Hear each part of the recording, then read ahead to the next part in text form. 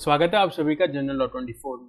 देखो, हमने अपनी पिछली वीडियो के अंदर बात की थी कि कैसे कोर्ट इस बात को इंश्योर करता है कि जब कोर्ट में ट्रायल चलेगा तो उस ट्रायल में एक्यूज्ड भी प्रेजेंट होगा, जिसके रिगार्डिंग हमने मोटे मोटे दो मेथड्स के बारे में जाना था। एक तो था सम्मन और दूसरा था अरेस्ट एंड डिटेंशन। अब अरेस्ट एंड डिटेंशन को हम दो पॉइंट में बांटें तो वो दो पॉइंट्स थे, arrest with warrant and arrest without warrant.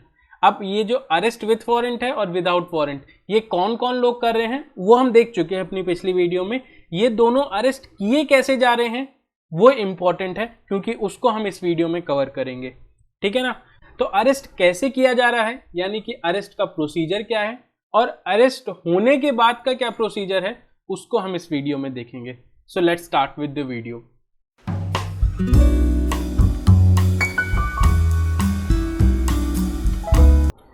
सबसे पहला सेक्शन जिसके बारे में हम बात करेंगे वो है सेक्शन नंबर 41A।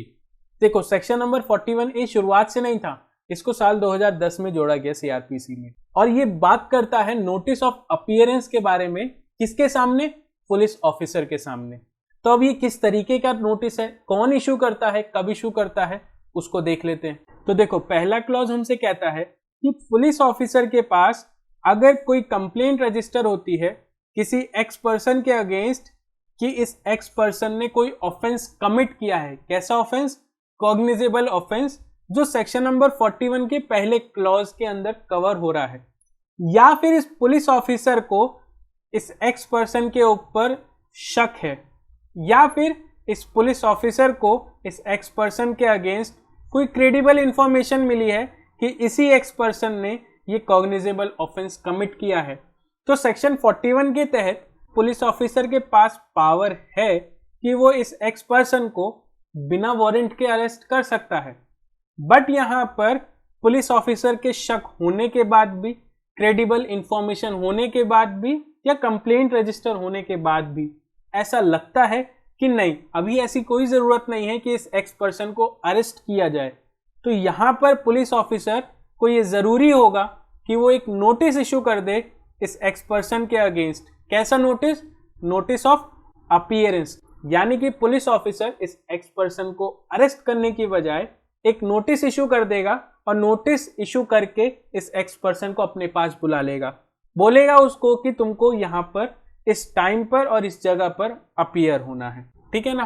तो अब पुलिस ऑफिसर ने जिस पर्सन के अगेंस्ट वो नोटिस इशू किया है, उस पर्सन की ये ड्यूटी है कि वो उस नोटिस के सारे टर्म्स एंड कंडीशंस को फुलफिल करे। अगर वो कॉन्टिन्यूअसली उस नोटिस के सारे टर्म्स एंड कंडीशन को फुलफिल करता है तो पुलिस ऑफिसर अब उस पर्सन को अरेस्ट नहीं कर सकता, अनलेस पुलिस ऑफिसर के सामने कोई रीजनेबल ग्राउंड ना आ जाए। ठीक है ना। कोई ऐसा रीजनेबल ग्राउंड जिसको वो राइटिंग में रिकॉर्ड कर सके। ठीक है ना। लेकिन अगर एक्यूज्ड शुरू से ही या फिर एक पॉइंट पे जाकर उस नोटिस को फुलफिल करना बंद कर देता है, या फिर अपनी आइडेंटिटी को छुपाता है पुलिस ऑफिसर से, तो यहां पर फिर पुलिस ऑफिसर के पास पावर है कि वो एक्यूज्ड को अरेस्ट कर सकती है। ठीक है ना।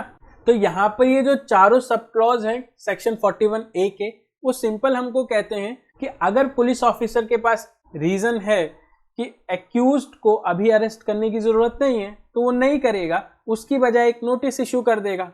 अब जिसके अगेंस्ट नोटिस इशू हुआ है उसको वो नोटिस फुलफिल करना पड़ेगा। अगर वो करता है तो वेल एंड गुड, उसे अरेस्ट नहीं किया जाएगा अनटिल और अनलेस कोई रीजनेबल ग्राउंड पुलिस के सामने नहीं आता है। लेकिन अगर वो एक्यूज्ड उस नोटिस को फुलफिल नहीं करता है तो वहां पर फिर पुलिस ऑफिसर के पास पूरी पावर्स हैं कि वो उस एक्यूज्ड पर्सन को अरेस्ट कर सकती है। ठीक है ना। तो देखो, सेक्शन 41A ने बेसिकली हमें बताया कि अगर पुलिस ऑफिसर अरेस्ट नहीं करने जाता तो क्या प्रोसेस है, लेकिन अगर पुलिस ऑफिसर चाहे वारंट के साथ चाहे बिना वारंट के अरेस्ट करने के लिए जा रहा है तो उसका क्या प्रोसीजर होगा। तो उसके रिगार्डिंग सेक्शन 41B का एक क्लॉज हमें कहता है कि सबसे पहली चीज तो पुलिस ऑफिसर को एक एक्यूरेट बैंड पहनना होगा। वो जो नहीं होता पुलिस ऑफिसर के यूनिफॉर्म पर उसकी नेम प्लेट, वो एक्यूरेट होनी चाहिए, विजिबल होनी चाहिए और क्लियर होनी चाहिए, जिससे कि जब वो एक्यूज्ड को अरेस्ट करने के लिए जाए तो एक्यूज्ड को पता तो चले कि उससे एक्चुअली में अरेस्ट करने कौन आया है। सो इन शॉर्ट वो नेम प्लेट जो होती है ना, वो पुलिस ऑफिसर के आइडेंटिफिकेशन को शो करती है, इसीलिए उसका पहनना बहुत जरूरी है और एक्यूरेट होना भी जरूरी है। ठीक है, तो सेक्शन 41B के एक क्लॉज के तहत हमें पता चल गया कि जब पुलिस ऑफिसर एक्यूज्ड को अरेस्ट करने जाएगा तो वहां पर पुलिस ऑफिसर के पास उसकी एक्यूरेट और विजिबल नेम प्लेट होनी जरूरी है, जिससे कि उसकी आइडेंटिफिकेशन की जा सके। ठीक, उसके बाद जब पुलिस ऑफिसर डेस्टिनेशन पर पहुंचेगा जहां एक्यूज्ड को अरेस्ट किया जाना है, तो वहां पर पुलिस ऑफिसर किन किन प्रोसीजर को फॉलो करेगा वो सेक्शन 46 हमें बताता है, जिसका पहला सेक्शन हमें कहता है कि जब पुलिस ऑफिसर डेस्टिनेशन पर पहुंचेगा जहां एक्यूज्ड को अरेस्ट किया जाना है, तो जाते ही एक्यूज्ड को पकड़कर जबरदस्ती नहीं लेकर चला जाएगा पुलिस स्टेशन कि एक्यूज्ड को पता ही नहीं कि उसे अरेस्ट क्यों किया। नहीं, पहले जब पुलिस ऑफिसर पहुंचेगा डेस्टिनेशन पर तो वो ओरल इंटीमेशन देगा कि हम आपको अरेस्ट करने के लिए आए हैं क्योंकि आपके अगेंस्ट अरेस्ट वारंट कोर्ट ने इशू किया है, या फिर हम आपको अरेस्ट करने के लिए आए हैं क्योंकि हमारे पास आपके अगेंस्ट कंप्लेंट आई है कि आपने कॉग्निजेबल ऑफेंस किया है। अब यहाँ पर इस ओरल इंटीमेशन पर एक्यूज्ड अपना सबमिशन दे देता है तो ठीक है, पुलिस बिना छुए आराम से नॉर्मली उसको लेकर जाएगी पुलिस स्टेशन पे। बट अगर यहाँ पर इस ओरल इंटीमेशन को रिफ्यूज करता है एक्यूज्ड, तो वहां पर फिर police officer touch and confine कर यानी छूकर अपना पकड़कर नॉर्मली लेकर चली जाएगी। ठीक है, उसके बाद इसका प्रोवाइजो हमसे कहता है कि अगर एक्यूज्ड वुमेन है तो उसको ओरल इंटीमेशन तो कोई भी दे सकता है, मेल ऑफिसर भी दे सकता है, फीमेल ऑफिसर भी दे सकती है। बट अगर वो वुमेन एक्यूज्ड इस ओरल इंटीमेशन को रिफ्यूज करती है तो वहां पर फिर वुमेन एक्यूज्ड को अरेस्ट करने के लिए केवल वुमेन ऑफिसर ही अलाउड है। ठीक है ना, यानी कि वुमेन एक्यूज्ड है तो उसको इंटीमेशन कोई भी दे सकता है, लेकिन अरेस्ट उसको केवल वुमेन पुलिस ऑफिसर ही करेगी, so that the dignity of a women is maintained.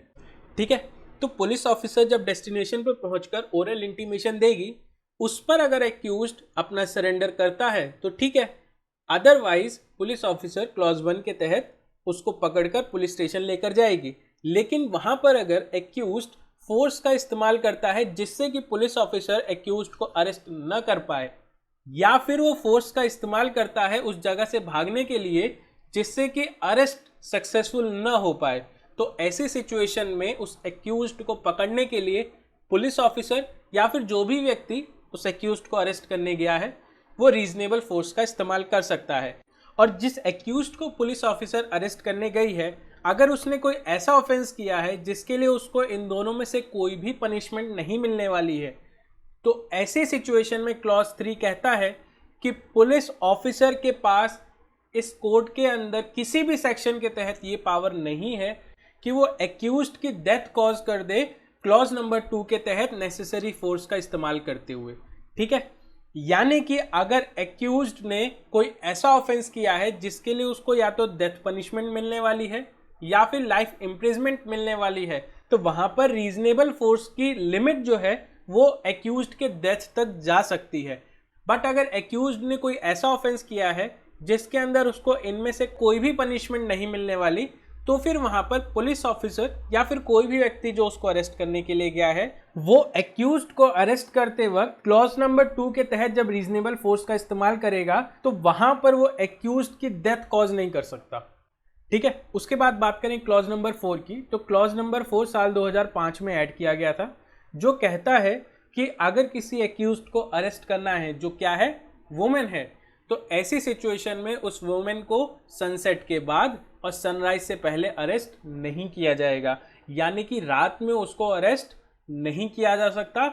लेकिन अगर कोई एक्सेप्शनल सर्कमस्टेंसेस आते हैं तो पुलिस ऑफिसर राइटिंग में रिपोर्ट लगाएगा उस मजिस्ट्रेट फर्स्ट क्लास के पास जिसके लोकल एरिया जुरिस्डिक्शन के अंदर एक्यूज्ड को अरेस्ट किया जाना है, या फिर जहां पर ऑफेंस कमिट किया है उस वुमेन एक्यूज्ड ने। ठीक है ना, तो इन जनरल रात में अरेस्ट नहीं किया जा सकता वुमेन एक्यूज्ड को, बट अगर एक्सेप्शनल सर्कमस्टेंसेज है तो मजिस्ट्रेट फर्स्ट क्लास से परमिशन लेकर उसको अरेस्ट किया जा सकता है। ठीक है, और जब मजिस्ट्रेट फर्स्ट क्लास से परमिशन मिल जाएगी तो वही सेम प्रोसीजर फॉलो होगा जो अभी हम पढ़ते आए हैं और अभी आगे हम इस वीडियो में पढ़ेंगे। ठीक है, ठीक है, उसके बाद बात करें सेक्शन नंबर 47 की, तो सेक्शन नंबर 47 बात करता है किसी भी प्लेस के सर्च के रिगार्डिंग। अब यहाँ पर सर्च क्यों हो रही है किसी प्लेस की? वो सर्च इसलिए हो रही है क्योंकि पुलिस ऑफिसर को या फिर जो भी व्यक्ति एक्यूज्ड को अरेस्ट करने के लिए गया है उसको इस बात का शक है कि इस प्लेस पर एक्यूज्ड छुपा हुआ है, और अगर हम उस प्लेस की सर्च करेंगे तो वहां पर हमें एक्यूज्ड मिल जाएगा जिससे कि हम उसको अरेस्ट कर लेंगे। ठीक है ना। तो इस सर्च के रिगार्डिंग सेक्शन 47 का पहला क्लॉज हमसे कहता है कि अरेस्ट वारंट के अंदर जिसको अथॉरिटी मिली है अरेस्ट करने की, चाहे वो कोई प्राइवेट इंडिविजुअल हो चाहे कोई पुलिस ऑफिसर हो, अगर उसे ऐसा लगता है कि एक्यूज्ड किसी प्लेस पर जाकर छुप गया है जिसका इंचार्ज कोई एक एक्स पर्सन है, या फिर ये एक्स पर्सन इंचार्ज नहीं है लेकिन ये एक्स पर्सन उस प्लेस की पोजीशन को होल्ड करता है, तो वहां पर ये प्राइवेट इंडिविजुअल या ये पुलिस ऑफिसर जिसको भी अथॉरिटी मिली है वो इस एक्स पर्सन से डिमांड करेगा कि हमें आपके प्रीमाइसेस में फ्री एंट्री चाहिए बिना किसी रेजिस्टेंस के, जिससे कि हम एक्यूज्ड को अरेस्ट कर सकें। और जब ऐसी डिमांड इस एक्स पर्सन के सामने रखी जाएगी तो उस डिमांड को फुलफिल करने की जिम्मेदारी होगी इस एक्स पर्सन की, यानी कि इस एक्स पर्सन के पास कोई डिस्क्रिशन नहीं है कि वो इस डिमांड को चाहे तो माने चाहे तो ना माने। ऐसा नहीं होगा। अगर इस एक्स पर्सन के सामने ये डिमांड रखी गई है तो ये एक्स पर्सन को वो फुलफिल करनी पड़ेगी, और अगर किसी मदद की जरूरत है तो ये एक्स पर्सन वो हेल्प भी प्रोवाइड करेगा। ठीक है। बट अगर सबसेक्शन 1 के तहत प्रेमाइसिस के अंदर फ्री एंट्री नहीं मिलती है, यानी कि ये एक्स पर्सन इस डिमांड को रिफ्यूज कर देता है, तो ऐसी सिचुएशन में वो पुलिस ऑफिसर या फिर वो प्राइवेट इंडिविजुअल जिसको अथॉरिटी मिली है एक्यूज को अरेस्ट करने की, वो रीजनेबल फोर्स का इस्तेमाल करते हुए प्रीमाइसिस के अंदर एंट्री कर सकते हैं। अब प्रीमाइसिस में एंट्री करते वक्त वो किसी भी विंडो को या फिर किसी भी डोर को तोड़ सकते हैं प्रीमाइसिस में एंट्री करने के लिए। बट इस रीजनेबल फोर्स का इस्तेमाल तभी किया जाएगा जब उस पुलिस ऑफिसर को या फिर उस प्राइवेट इंडिविजुअल को ऐसा लगता है कि अगर उन्होंने रीजनेबल फोर्स का इस्तेमाल नहीं किया तो एक्यूज्ड उनसे बचकर निकल जाएगा और वो लोग उस एक्यूज्ड को अरेस्ट नहीं कर पाएंगे। ठीक है। उसके बाद क्लॉज नंबर 2 का प्रोवाइजो हमसे कहता है कि अगर इस प्राइवेट इंडिविजुअल को या इस पुलिस ऑफिसर को जिस जगह पर जिस प्रीमाइसिस में एंट्री चाहिए उस प्रीमाइसिस का इंचार्ज या फिर वो प्रीमाइसिस जिसके पोजीशन में है वो कोई फीमेल है जो कस्टम्स के अकॉर्डिंग पब्लिक में अपीयर नहीं होती, तो वहां पर भी पुलिस ऑफिसर क्या करेगा, वहां पर पुलिस ऑफिसर या वो प्राइवेट इंडिविजुअल जिसको अथॉरिटी मिली है वो एक इंटीमेशन देगा कि आप अपनी जगह से अपने आप को विड्रॉ कर लीजिए, वहां से हट जाइए, और उस फीमेल को वहां से विड्रॉ होने के लिए अगर कोई हेल्प चाहिए तो वो पुलिस ऑफिसर हेल्प भी करेगा। ठीक है ना। और जब वो वुमेन वहां से हट जाएगी, वहां से अपने आप को विड्रॉ कर लेगी, उसके बाद फिर वो पुलिस ऑफिसर या फिर वो प्राइवेट इंडिविजुअल उस प्रीमाइसिस में एंट्री करेंगे। ठीक है। उसके बाद बात करें क्लॉज नंबर 3 की, तो क्लॉज नंबर 3 हमसे कहता है कि पुलिस ऑफिसर या फिर कोई प्राइवेट इंडिविजुअल जिसने क्लॉज नंबर 1 या क्लॉज नंबर 2 के तहत प्रीमाइसिस में एंट्री ली है वो अपने आप को या फिर उनके साथ अरेस्ट को असिस्ट करने के लिए जो लोग गए थे उनको बाहर निकालने के लिए रीजनेबल फोर्स का इस्तेमाल कर सकता है। ठीक है। तो अब सपोज करो सेक्शन 46 के बाद पुलिस ऑफिसर ने एक्यूज्ड को अरेस्ट कर लिया, या फिर सेक्शन 47 के प्रोसीजर के बाद एक्यूज्ड को पुलिस ऑफिसर ने अरेस्ट कर लिया।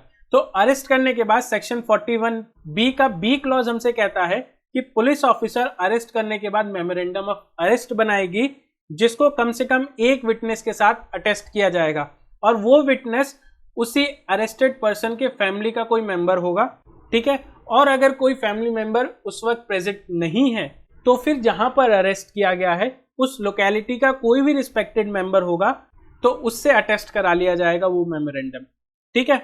और मेमोरेंडम को अटेस्ट कराने के बाद जिस पर्सन को अरेस्ट किया गया है उसके काउंटर सिग्नेचर भी होंगे उस मेमोरेंडम के ऊपर। ठीक है। और अगर फैमिली मेंबर प्रेजेंट नहीं है तो उस एक्यूज्ड पर्सन को उसके राइट के बारे में इन्फॉर्म किया जाएगा कि तुम चाहो तो तुम अपने फैमिली मेंबर या किसी फ्रेंड को अपने अरेस्ट के बारे में इन्फॉर्म कर सकते हो। ठीक है। तो जिस जगह पर एक्यूज्ड छुपा हुआ है उस जगह को सर्च करने के रिगार्डिंग जो प्रोविजंस हैं वो सेक्शन नंबर 47 में दे रखे हैं।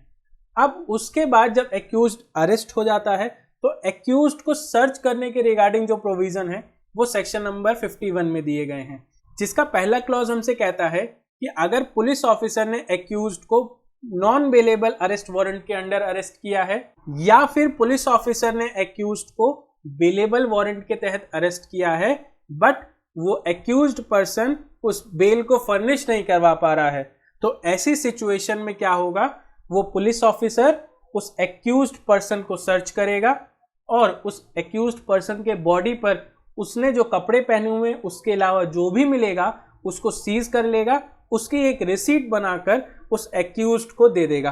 ठीक है, उसके बाद क्लॉज नंबर 1 ये भी कहता है कि अगर पुलिस ऑफिसर ने उस एक्यूज्ड पर्सन को बिना वारंट के अरेस्ट किया है या फिर कोर्ट ने किसी प्राइवेट इंडिविजुअल को वारंट में अथॉरिटी दी है कि जाके तुम एक्यूज्ड को अरेस्ट करो और वहां पर कोर्ट ने लीगली एडमिट नहीं किया है कि उस एक्यूज्ड को बेल दी जाएगी या फिर वो एक्यूज्ड बेल फर्निश नहीं कर पा रहा है, तो यहां पर भी पुलिस ऑफिसर या फिर जिस प्राइवेट इंडिविजुअल ने अरेस्ट किया है वो सर्च करेगा और उस एक्यूज्ड की बॉडी पर उसने जो कपड़े पहने हुए हैं उसके अलावा जो भी चीजें मिलेंगी उसकी एक रिसीट बनाकर वो रिसीट एक्यूज्ड को दे देगा और वो रिसीट के साथ वो सारी प्रॉपर्टी जो भी एक्यूज्ड के पास से मिली है सीज कर लेगा। ठीक है ना।